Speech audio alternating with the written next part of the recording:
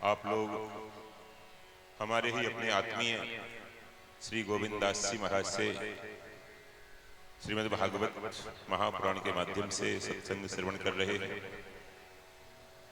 हमारे पास में बैठे हुए महाराज श्री और महाराज जी के साथ कलाकार बंधु ये भी सब अपने ही बालक में परिचित हैं। बहुत सुंदर महाराज जी हमारे गोविंद दास जी बड़ी सुंदर कथा करते हैं। एक बार जोरदार तालियां इनके लिए। और इन्होंने महाराज जी की पद्धति से, स्वामी जी की पद्धति से जैसे हम लोग करते हैं कथा, उसी से पद्धति से कर रहे हैं। लोगों को भगवान की तरफ लगाना, लोगों को परमार्थ में लगाना, गौ सेवा में लगाना, उनको धीरे धीरे संसार से, दुखों से हटाना और भगवान में लगाना।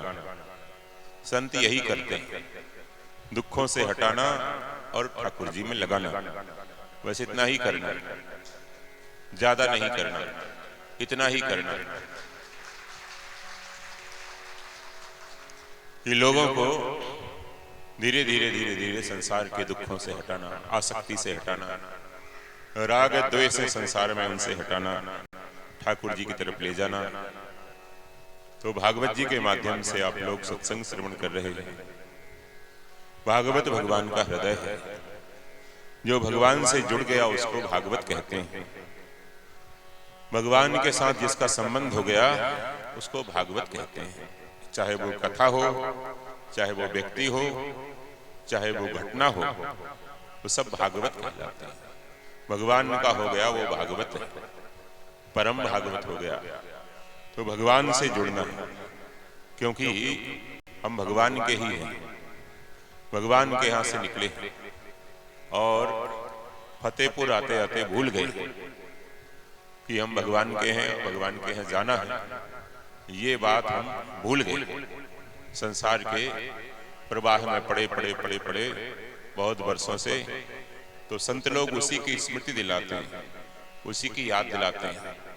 तो कथा तो एक माध्यम है। तो भागवत की कथा आपने सुनी, बड़ी शिक्षाएं उसमें भरी हुई हैं। दसम स्कंद चल रहा है। ये दसम स्कंद तो भगवान का हृदय है, बहुत सुंदर है।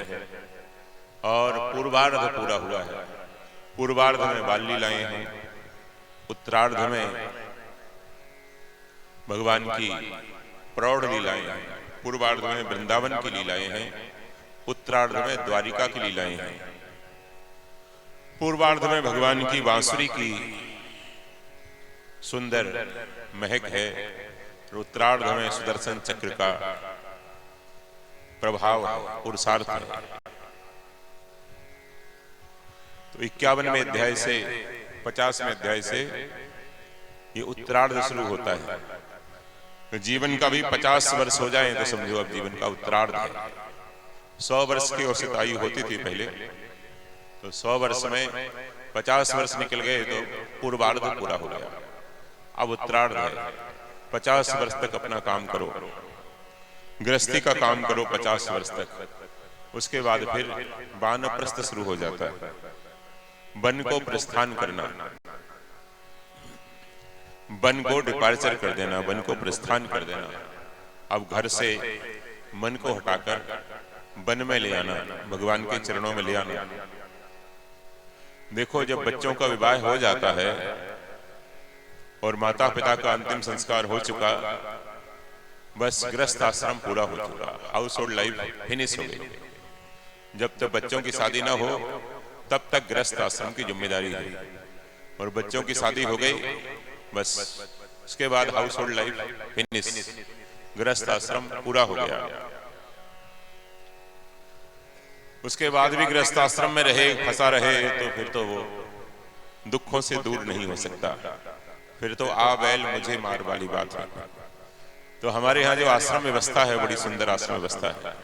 25 साल पहले गुरुकुल में रहे, फिर उसके बाद 25 साल गृहस्थ आश्रम में रहे, फिर 25 वन में रहे, आश्रम में रहे, वानप्रस्थ, फिर 25 संन्यास। तो 75 तो हो गए त्याग के और 25% हो गए संग्रह के। मतलब संग्रह का जो परसेंटेज है, भोगों का परसेंटेज है, वो कम है जीवन में, त्याग का ज्यादा है। 75% त्याग का 100% में, 25% केवल संग्रह का, गृहस्थ का।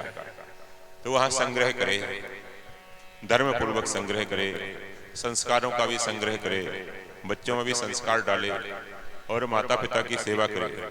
गृहस्थ आश्रम में ये दो साधना है, माता पिता की सेवा करना और बच्चों में संस्कार डालना।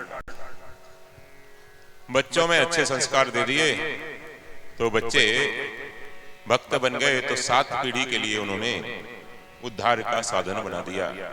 गृहस्थ आश्रम की ये सबसे बड़ी साधना है। पहले के लोग भगवान से यही मांगते थे कि हमको अच्छी संतान दो, अच्छी संतान दो। प्रार्थना करते थे, प्रभु आपके जैसा पुत्र चाहते हैं, ऋषियों के जैसे संतान चाहते हैं। हिमालय ने देवी से प्रार्थना की, भगवती से, कि माँ आप जैसी बेटी चाहते हैं। क्यों भाई, मेरी जैसी बेटी क्यों चाहते हो? बोले आपके जैसी बेटी होगी तो हमारी 7 पीढ़ियों का उद्धार कर देगी, 21 पीढ़ियों का उद्धार कर देगी। तो बेटी में संस्कार पड़ गया, बेटे में संस्कार पड़ गया तो 2 कुलों का उद्धार कर देता है। आज संस्कार बड़े घट रहे हैं, शिक्षा तो बढ़ रही है, बच्चों को महंगे महंगे स्कूलों में आप लोग पढ़ाते हैं, जयपुर में, दिल्ली में, लेकिन संस्कार घट रहे हैं। डिग्रियां तो बढ़ रही हैं लेकिन संस्कार घट रहे हैं। अब उनमें कोई मैनर्स नहीं है, कोई संस्कार नहीं है, तो बड़े होकर वो फिर मनमुखी हो जाते हैं, माता पिता से अलग हो जाते हैं, अपनी मर्जी से विवाह कर लेते हैं, और फिर उनकी जो संतान होती है वो वर्ण संकर संतान होती है। तो वर्ण संकर संतान तो नरक में ले जाती है। अभी श्राद्ध का समय चल रहा है,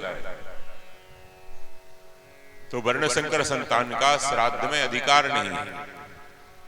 अधिकार उसको मिलता है जो अपनी ही जाति में, अपने कुल में ही पैदा होता है। स्त्री किसी दूसरी जाति की है और पुरुष किसी दूसरी जाति का है, तो उससे श्राद्ध उसका अधिकार उसको नहीं है, यज्ञ का अधिकार उसको नहीं है। पतंति पितरो हेसाम लुप्त पुनरोदक क्रिया। भागवत के पहले, गीता के पहले अध्याय में ही अर्जुन ने ये चिंता बताई है। संकरो नरका ये वो कुलघ्नानाम कुलस्य च। वर्ण संकर कुल को, खानदान को, सबको नरक में ले जाते हैं। तो ये क्यों हो रहा है? ये घटनाएं बहुत हो रही हैं। अभी हमारे हिमाचल में एक राजपूत है, राणा जी, उनकी बेटी पढ़ते पढ़ते किसी मुस्लिम युवक से दोस्ती हो गई, उसी से शादी कर ली। उससे शादी तो कर ली उसने, पता चला वो शादीशुदा था लेडी, और फिर उसने बहुत मारा पीटा और हड्डी पसली तोड़ दी, वो छोड़ गया हुआ। अब केस चल रहा है, केस से क्या होगा? जीवन तो बर्बाद हो गया ना, जीवन बर्बाद हो जाता है। तो भावुकता में ऐसा हो जाता है। तो बालकों को, बालिकाओं को संस्कार दो, सत्संग में लाओ, अपनी जाति का स्वाभिमान उनको बताओ। छोटे छोटे बच्चों को बता दो, शर्म मत करो कि अभी तो छोटे हैं। नहीं, 10-12 साल के बच्चों को बता दो कि बेटा शादी विवाह है, माता पिता की मर्जी से करना है और अपनी जाति में करना है, अपनी जाति में करना है। चलो मर्जी से भी कर रहे हैं तो भी जाति में, अपनी जाति में ही करना है, गोत्र छोड़कर। ये उनको टारगेट एक आप बता दो कि तुम्हारे विवाह के लिए ये टारगेट सेट कर दिया, ठीक है? तो बच्चों के मन में एक लक्ष्य रहेगा, एक बात रहेगी। तो हर जगह वो दोस्ती नहीं करेंगे, हर जगह वो मन को चलाएंगे नहीं। पहले क्या होता था, जल्दी शादी कर देते थे। जल्दी शादी करने से बाद में मुकलावा होता था, गौना होता था बहुत वर्षों के बाद, लेकिन शादी कर देते थे 12 साल में, 14 साल में। कन्यादान, आप लोगों ने किसी ने कन्यादान किया है? नहीं किया। कन्यादान उसको कहते हैं जो 12 वर्ष की बच्ची का विवाह हो जाता था, उसको कन्यादान कहते हैं। अब युवती दान होता है, कन्यादान नहीं होता। जब तक रजस्वला नहीं होती तब तक कन्यादान, कन्या है, कन्यादान का महत्व है। उसके बाद फिर कन्यादान नहीं कहलाता, वो युवती दान कहलाता है, वो उसका महत्व नहीं है। लेकिन आजकल की व्यवस्था ऐसी है, वो आप नहीं कर सकते, हम भी आपको नहीं कहेंगे, बट आप ये देखो कि कम से कम चरित्र बचा रहे बच्चों का। ये आप लोगों को ख्याल करना है, गृहस्थ लोगों को, क्योंकि आगे आने वाली जो जनरेशन है वो सब ये नहीं, ना तो ये कराएगी और ना वो आएगी। हम देख रहे हैं बड़ी तेजी से प्रभाव उनमें पाश्चात्य संस्कृति का पड़ रहा है। ऐसे आयोजन आने वाली पीढ़ी नहीं कराएगी, मंदिर नहीं जाएंगे वो। अभी तीर्थों में बहुत भीड़ हो रही है, आप बिहारी जी आए वृंदावन में तो दर्शन करने के लिए समय नहीं मिलता, हमारा अवकाश नहीं मिला, बहुत भीड़ है, लाइन लगी हुई है। तिरुपति बालाजी जाओ, लाइन लगी हुई है। अभी हम वहां गए थे, ज्योतिर्लिंग श्री शैलम हैदराबाद कथा थी, वहां से गए थे, लाइन लगी है लोगों की। तो ये लोगों ने कहा कि बड़ी भीड़ है, तो ये 1-2 पीढ़ी रहेगी बस, फिर धीरे धीरे संस्कार खत्म हो रहे हैं। 8-10 राज्य तो गए, 8-10 राज्य हिंदुओं से चले गए। इसकी चिंता स्वामी राम सुखदास जी महाराज ने 50 साल पहले की थी। ये जा रहा है धीरे धीरे, राजस्थान में भी बढ़ रहे हैं, मुस्लिम बढ़ रहे हैं जगह जगह। हम देखते आ रहे थे यहाँ के विधायक का नाम कोई मुस्लिम परिवार से, यहाँ के एमएलए, तो ये धीरे धीरे बढ़ रहे हैं, उनकी वोट बढ़ रही है तो बनेंगे। अभी तो एमएलए हैं, फिर सरकार भी बनेगी, हिंदू भी वोट दे रहे हैं। तो ये अब उनमें भी आप कहते हो सभी लोग एक से नहीं होते, लेकिन हम तो उनमें भी रहे हैं, 99% लोग एक जैसे होते हैं।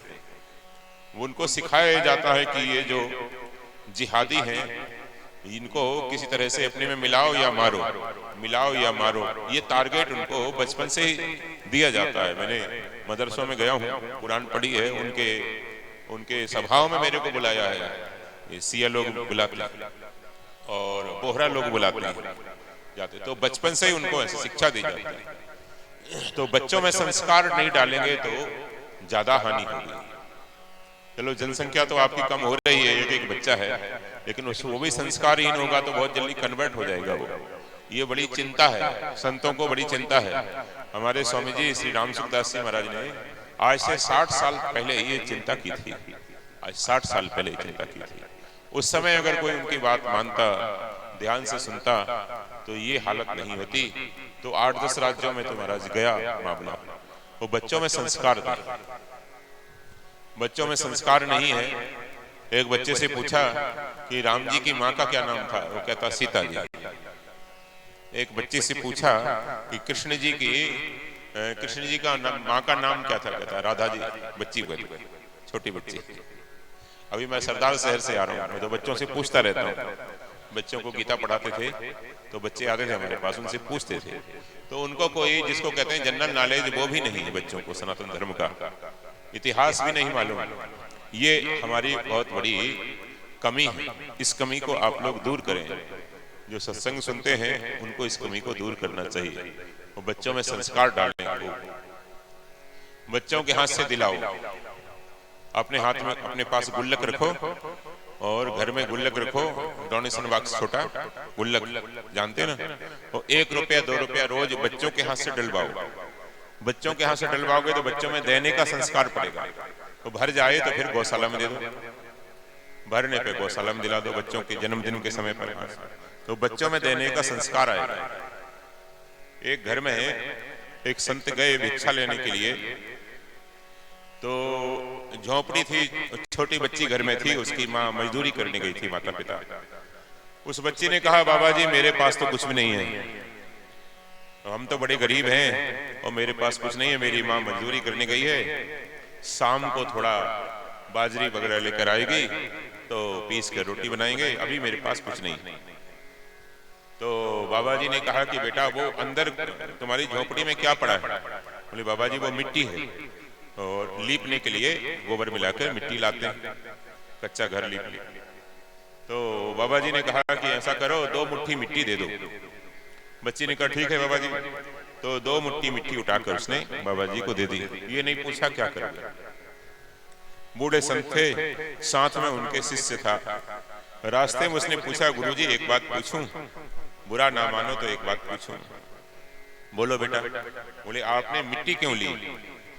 मिट्टी तो हमारे फतेहपुर में घड़ी, आपने उस छोरी से मिट्टी क्यों ली? बोले बेटा बात यह है कि अभी उसके पास कुछ नहीं है, गरीब है, लेकिन उसके मस्तक की रेखाएं मैंने पढ़ ली, वो खूब अच्छे पैसे वाले घर में जाने वाली, लेकिन उसको पहले दिन से ना कहने की आदत पड़ जाएगी तो बाद में बड़े होकर होते हुए भी फिर वो नहीं देगी। तो उसमें देने की शुरुआत हो, एक बिगिनिंग हो, भले ही मिट्टी से हो, भले ही मिट्टी से हो, कुछ तो दो, कुछ तो दो। तो बच्चों में ये देने की शुरुआत करो। 1 रुपया 2 रुपया रोज। आज भागवत जी हो रही, आज समापन है ना, हम भी समाप्त करके, हम भी समापन करके आए वहां। आज सुबह हमने 9 से 12 ही कर दी, मैटनी शो 9 से 12 कर दी। आज जाना था, रात में 9 बजे ट्रेन है, उस सुबह वहाँ भोपाल में MP में कार्यक्रम है। तो इसलिए अब महाराज जी ने कहा चलो रास्ते में है फतेहपुर, कोई बात नहीं, फटे में पैर हम भी देते हैं। तो बड़ा प्रेम है इसका हमारा। तो बच्चों में देने का संस्कार दो। एक तो उनको लाओ, उनके हाथ से दिलाओ, उनके हाथ से आरती कराओ, उनके हाथ से पूजा कराओ। भागवत जी में लाओ तो उनके हाथ से आरती कराओ। किसी को, कोई संतों को भिक्षा दिलाओ, किसी को दान दिलाओ, तो बच्चों का हाथ लगवा के दिलाओ, ताकि बच्चों में एक हैबिट पड़ेगी, देने की आदत पड़ेगी। देने की आदत नहीं डाल ली आपने, अगर आपने देने की आदत नहीं डाली, तो जब वो बड़े होंगे तो अपने माता पिता को पानी देने में भी वो संकोच करेंगे। फिर माता पिता से कहेंगे भाई ये वृद्धाश्रम बन रहे हैं ना, जगह जगह वृद्धाश्रम बन रहे हैं, जब तक और भी बन जाएंगे आपकी तीसरी पीढ़ी में, तो बच्चे फिर कहेंगे कि महाराज हमारे अंगने में तुम्हारा क्या काम है। अब वो बच्चे माता पिता को भी भार समझने लगते हैं। इसलिए उनमें संस्कार डालो, ताकि आपकी भी सेवा करें और उनका भी कल्याण हो, और ये परंपरा चलती रहे, शास्त्रों की परंपरा चलती रहे, सत्संग की परंपरा चलती रहे, गौ सेवा के, सत्संग के। अभी सनातन धर्म के पीछे बहुत लोग पड़े, आधे हिंदू सनातन धर्म के पीछे पड़े, दूसरे तो पड़े ही हैं, अमेरिका पीछे पड़ा है, सब पीछे पड़े। अब ये सनातनियों को चैलेंज दिया, चैलेंज कि आप अपने धर्म में स्थित होकर अपने बच्चों को संस्कारी बनाकर, और यही उनको जवाब दो, प्रैक्टिकल करके उनको जवाब दो कि नहीं हम सनातनी हैं तो पक्के सनातनी हैं, हम तुम्हारी बातों में आकर और सनातन धर्म की निंदा करने वाले, उस धर्म में कमी देखने वाले नहीं, हम उसको प्रैक्टिकल करने वाले हैं, पालन करने वाले हैं। तो हमारे धर्म की जो वैज्ञानिकता है वो बच्चों को बताओ, आप खुद अध्ययन करो। कुछ ना मिले तो गूगल को गुरु बना लो, आप गूगल को गुरु बना लो, और गूगल के गुरु से आप सनातन धर्म की विशेषताएं हैं, जो रीति रिवाजों में विशेषताएं, उसमें साइंस क्या है, उसमें टेक्निक क्या है, उसमें हमारे लिए फायदा क्या है, उसका रीजन लॉजिक क्या है, साइंटिफिकली क्या रीजन है उसका, ये सब आप खुद होमवर्क करके खुद बच्चों को बताओ। लेकिन आप क्या करोगे महाराज, आपने ही घर में रामायण पढ़ना बंद कर दी, गीता पढ़ना बंद कर दी, तो बच्चों को क्या बताएंगे। इसलिए आप खुद प्रैक्टिकल करके करो। प्रैक्टिकल जो होता है उसका बड़ा असर पड़ता है, संतों की बात का भी उसी का असर पड़ता है जो संत अपने जीवन में प्रैक्टिकल करता है। रामकृष्ण परमहंस के पास एक व्यक्ति अपने छोटे बच्चे को लेकर आया और उसने कहा महाराज मेरा बच्चा बहुत मीठा खाता है, गुड़ खाता है, चीनी खाता है, बहुत मीठा खाता है, मिठाइयाँ दिन भर खाता है, टॉफी खाता है दिन भर, और इसके दांत तो खराब हो गए, इसका पेट भी खराब हो गया, पेट में भी लीवर खराब हो जाता है, ज्यादा तला हुआ खाने से, ज्यादा मीठा खाने से, मैदा खाने से, इन चीजों के खाने से लीवर खराब हो गया। तो इसका लीवर भी खराब हो गया महाराज, क्या करें, मानता नहीं है।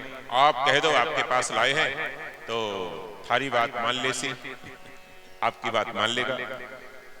तो ठाकुर रामकृष्ण परमहंस ने कहा भैया तुम अगले सप्ताह, आज कौन सा दिन है जी, गुरुवार है, अगले गुरुवार आना। ठीक है बाबा जी, सोचा कोई मुहूर्त देख के बाबा जी बताएंगे। अगले गुरुवार को फिर वो आदमी अपने बच्चे को लेकर आया, तो रामकृष्ण परमहंस ने उसके बुलाया, सिर पर हाथ रखा, बोले बेटा ये मीठा नहीं खाना, आज से मीठा खाओगे तो तुम्हारी मृत्यु भी हो सकती है, ये ज्यादा मीठा जहर हो जाता है, ज्यादा मीठा, ज्यादा कड़वा, ज्यादा खट्टा, अति सर्वत्र वर्जयेत, तो ये जहर हो जाता है, पॉइजन बन जाता है शरीर में, तो तुम मर जाओगे कुछ दिन में, 6 महीने में ही मर जाओगे अगर मीठा खाओगे, तो ये नहीं खाना। ठीक है बेटा, बोले ठीक है महाराज आज से नहीं खाऊंगा। उसके सिर पर हाथ रखा, कहा जाओ बेटा, बच्चा चला गया। उसका पिता कहता है महाराज मैं मजदूर आदमी हूँ, दिहाड़ी मजदूरी करता हूँ, उस दिन आया था इतनी दूर से, फतेहपुर से, और आज फिर आया इतनी दूर से, और इतनी सी बात आपको कहनी थी ये इतनी सी बात आप उस दिन कह देते तो मेरे को दोबारा क्यों आना पड़ता, पीछे क्यों आना पड़ता मेरे को। बाबा जी ने कहा बात ऐसी है कि उस दिन तक मैं भी गुड़ खाता था और गुड़ का निषेध करना है जीवन में, बीड़ी का निषेध करना, सिगरेट का करना, शराब का करना है, लोगों को मना करना मत पियो, लेकिन गुड़ का भी कभी करना है, ये मैंने कल्पना नहीं की थी। भोजन का आवश्यक अंग है, हम लोग बंगाली लोग तो गुड़ खाते ही हैं, उन्होंने कहा भोजन के बाद, तो गुड़ का भी कभी निषेध करना पड़ेगा फतेहपुरियों को, ये मैंने कल्पना नहीं की थी। उस दिन तुम पहले क्लाइंट आए, पहले आदमी आए जिसने कहा गुड़ का निषेध करना है, तो मैंने सोचा मैं भी खाता हूं और मैंने उस दिन संकल्प कर लिया कि मैं गुड़ नहीं खाऊंगा, आजीवन गुड़ नहीं खाऊंगा। एक बात को कहने के लिए पूरे जीवन के लिए मैंने सेक्रीफाई किया, त्याग किया, तब मैं उसको कहने का अधिकारी बना, तब मैं उपदेश देने का अधिकारी बना हूं। पूरे जीवन में गुड़ नहीं खाऊंगा, मेरे को तकलीफ नहीं है, मेरे को रोग नहीं है, बल्कि मेरे लिए पाचक है, वो भोजन को डाइजेस्ट करता है, बट उसको कहने के लिए मैंने अपने जीवन में इस चीज को त्याग किया। तो जो त्याग करता है, उस बुराई को सेक्रीफाई करता है, उसी का असर पड़ता है, बाकी असर नहीं पड़ता। तो बच्चों में असर तब पड़ेगा। आजकल आप लोग कंप्लेंट करते हैं बच्चे मानते नहीं है, इसलिए नहीं मानते क्योंकि आप में खुद असर नहीं है। बच्चों किसी के घर में हम जाते हैं, महाराज जी आए हैं, स्वामी जी आए हैं, बेटा प्रणाम कर, प्रणाम कर, प्रणाम, वो को नहीं करे, फिर पीछे भागता, प्रणाम नहीं करता बच्चा। क्यों भागता पीछे? क्योंकि उसको सिखाया नहीं है। तो उसके सामने आप प्रणाम करो, अपने माता पिता को, भगवान को, संतों को, बच्चों के सामने प्रणाम करो, तो बच्चे देखकर सीखते हैं। बहुत छोटे बच्चे, 4-5 साल तक के बच्चे देखकर सीखते हैं और उससे बड़े बच्चे समझकर सीखते हैं। ये दोनों का लर्निंग एटीट्यूड डिफरेंट होता है। छोटे बच्चों के सामने आप एग्जाम्पल सेट करो कि बेटा ऐसे प्रणाम करना चाहिए, ऐसे पूजा करना चाहिए, ऐसे सूर्य भगवान को अर्घ्य देना चाहिए, तो बच्चे देखकर सीखेंगे। तो उनके सामने आप ऐसा आचरण करो, आचरण आपका आ जाएगा, प्रैक्टिकल हो जाएगा आपका, तो उसका असर जल्दी पड़ेगा, आपका भी उद्धार होगा, बच्चों को भी उद्धार होगा। तो गृहस्थ आश्रम की यही भक्ति है, यही भक्ति है। उनको ज्यादा बार बार सालासर नहीं जाना, वृंदावन नहीं जाना, खाटू श्याम नहीं जाना, मीठे श्याम नहीं जाना। एक सज्जन ने सालासर में, यहाँ सरदार शहर में कहा हमसे, महाराज खाटू श्याम चलोगे? मैंने कहा भैया हम तो मीठे श्याम जाते हैं। मीठे श्याम कौन से हैं? हमारे बिहारी जी हैं मीठे श्याम, खाटू श्याम। ये सब परंपराएं चल गई, लोग चमत्कार को नमस्कार करने लगे। आध्यात्मिक तो नहीं है परंपराएं, सकाम भाव से लोग जाते हैं, शास्त्र में जिनका वर्णन नहीं है, नए नए देवता हैं, लोक देवता बन गए हैं। तो वहां ज्यादा जाने की जरूरत नहीं है आपको, वृंदावन ज्यादा जाने की जरूरत नहीं है। बस बच्चों में संस्कार बने, इसकी आवश्यकता, इसकी ज्यादा आवश्यकता है आपको। बस गृहस्थ की यही भक्ति है। और आपने संस्कार डाल दिए, 3-4 पीढ़ी का तपस्या हो गई, तो महाराज कोई महापुरुष की आत्मा भी आ सकती है आपके घर में। 3री-4थी पीढ़ी में महापुरुषों की आत्माएं ऑलरेडी अंतरिक्ष में घूम रही हैं, वो आना चाहती हैं फतेहपुर में, बट उनको स्पेस नहीं मिल रहा, उनको आने को स्थान नहीं मिल रहा। इतनी रजबीरी की पवित्रता हो 3-4 जनरेशन की, उसमें हम आए तो ऐसी कोई मिल नहीं रही, ऐसी कौंक नहीं मिल रही उनको, किसको माता पिता बनाए वो। तो वो लोग, वो प्रयास आप लोग करो, वो कमी आप लोग पूरी करो। अभी से आप अपने घर में ऐसा माहौल बनाओ, तो 3-4 पीढ़ी बाद ऐसे महापुरुषों की आत्माएं आ गई, और आ गई एक बार तो वो आपकी 21 पीढ़ियों का उद्धार कर देंगी। तो ये श्राद्ध चल रहा है, ये श्राद्ध पक्ष आत्मा की अमरता का द्योतक पर्व है। हम आत्मा की अमरता को मानते हैं, इसलिए श्राद्ध करते हैं। पिताजी तो मर गए हमारे पिताजी, लेकिन पिताजी की आत्मा अमर है, इसलिए तो श्राद्ध करते हैं। स्वामी विवेकानंद जी गए अमेरिका, तो उनको पूछा कि महाराज ये आप आत्मज्ञान बांटने के लिए हमारे यहाँ क्यों आ गए? अमेरिकन लोग तो चिढ़ते हैं भारतीयों से, उनसे चिढ़ते हैं। अभी हम 1 सप्ताह पहले तक दुबई में थे, दुबई शारजाह है, उधर सत्संग था, यहीं के लोग हैं, राजस्थान के लोग। तो वो लोग इंडियन लोगों से, भारतीय लोगों से चिढ़ते हैं। हमने देखा अरबी लोग, और काम सारे भारतीय लोग कर रहे हैं, काम सब भारतीय कर रहे हैं, यही कर रहे हैं। तो अमेरिकन लोग भी चिढ़ते हैं भारतीय लोगों से बहुत, ये तो उनको यहाँ अपनी चीजें बेचना है इसलिए दोस्ती करते हैं, मोदी कर रहे हैं, आज अपनी चीजें प्रोडक्ट बेचना है ना, इंडिया में मार्केट है, बाकी बहुत चिढ़ते हैं बहुत। बहुत हेय दृष्टि से देखते हैं। तो विवेकानंद जी जब छा गए तो उन लोगों को ईर्षा हो गई, ईर्षा हो गई। तो उन्होंने कहा महाराज आप ये आत्मज्ञान बांटने यहाँ क्यों आ गए? भारत में कमी, भारत में नहीं बांटा क्या? ये ज्ञान भारत में बांट देते आप। तो स्वामी जी ने कहा कि भारत का तो बच्चा बच्चा आत्मज्ञानी है, ये तो तुम लोगों को जरूरत है, तुम पशु की तरह जीते हो। बोले महाराज भारत का बच्चा आत्मज्ञानी कैसे कहते हैं आप? बोले देखो हमारे यहाँ किसी छोटे बच्चे का पिता चला जाता है, बाई चांस मर जाता है, तो बच्चे से श्राद्ध कराते हैं, कराते हैं ना, बच्चे से अग्नि दिलाते हैं। तो छोटे बच्चे से कोई पत्रकार जाकर पूछे कि बेटा तुम्हारे पिताजी तो मर गए, पिताजी को जला दिया, अब तुम श्राद्ध किनको कर रहे, अब तर्पण किनको कर रहे? तो छोटा बच्चा कहेगा नहीं, पिताजी को नहीं जलाया, पिताजी के शरीर को जलाया है, पिताजी की आत्मा है अभी, और जहां भी है उनको मिले। पिताजी की आत्मा जहां भी है उनको हमारे द्वारा दिया हुआ श्रद्धा से जो देते हैं वो श्राद्ध के लिए। तो आत्मा की अमरता का द्योतक है आत्मज्ञान का। ये एक महाराज एक तरह से अवेयर करता है आपको कि आत्मा अमर है, शरीर मरने के बाद भी आत्मा अमर है। ये श्राद्ध पक्ष बहुत सुंदर है। तो कहने का भाव ये है कि ये श्राद्ध है, तर्पण है, ये भारतीय संस्कृति के ज्ञान के प्रतीक है। केवल यहाँ कर्मकांड नहीं है, इसमें ज्ञान कांड है। आत्मा अमर है, जब भी हम कर रहे हैं उसको, तो खत्म बात। आदमी को जला दिया, बॉडी को जला दिया, तो बस डिस्ट्रॉय कर दिया बॉडी को, खत्म। अब तो आदमी मर गया, मरता नहीं, अमर है। तो हम अमर हैं, शरीर मरता है। ये श्राद्ध हमको शिक्षा देता है। तो ये संस्कृति हमारी भारतीय संस्कृति है हमारी। विदेश के जो अच्छे अच्छे जीनियस लोग हैं वो भारतीय संस्कृति को अपना रहे हैं। तो ये भारतीय संस्कृति में महाराज श्री ने बताया कि त्याग प्रधान है हमारी साधना। आप बुराइयों का त्याग करो, राग देश का त्याग करो, ईर्षा का त्याग करो। ये माताएं बहनें ईर्षा से जलती रहती। अठा की बात को नहीं करूं, फतेहपुर की, उधर की बात करते हैं। ईर्षा से जलती रहती है महाराज। एक छगनलाल गया पेट्रोल भरवाने अपनी मोटरसाइकिल में, तो अपनी राम प्यारी को वो मेन रोड पे खड़ा कर दिया। तो पेट्रोल पंप वाले ने पूछा, अरे भाभी को वहां धूप में क्यों खड़ा कराया, भाभी को क्यों नहीं लाया? बोले तुमने लिखा है इसलिए। क्या लिखा है? पेट्रोल पंप पे लिखा था केवल कि कृपया कृपया ज्वलनशील पदार्थ साथ में ना लाएं। ज्वलनशील पदार्थ ना। तो इतना ज्वलनशील नहीं बनना हमें कि देवरानी का अच्छा बंगला देखा, अच्छी कोठी देखी, जेठानी का अच्छा बच्चा देखा, जलने लगे। नहीं, भगवान ने उसको दिया है, उसका भाग्य है, उसने पहले ज्यादा पुण्य किया है, अच्छी बात है।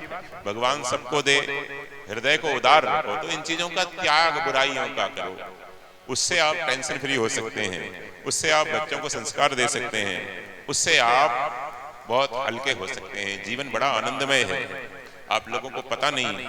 अब थोड़े समय में तो क्या बताएं, शास्त्र उसी को बताते हैं। जीवन बहुत हल्का है, बड़ा आनंदमय है। मानस जीवन आनंद से भरा है।